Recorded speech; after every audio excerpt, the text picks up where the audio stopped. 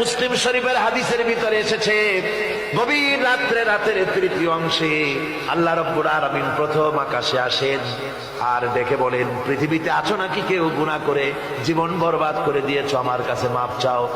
ঋণগ্রস্ত আছো, অসুস্থ আছো, অপমানিত আছো, কে আছো মাসরুম, আমাকে ডাকো, আমার কাছে বলো, আমি ডাকের সাড়া দেব, জীবনের আশা পূরণ করে দেব।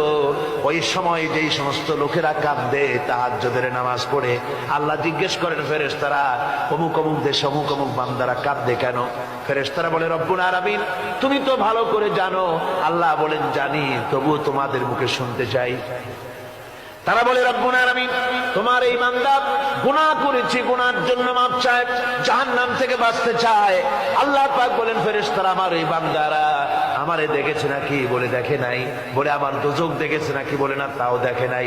আমার বেহেশত দেখেছে নাকি?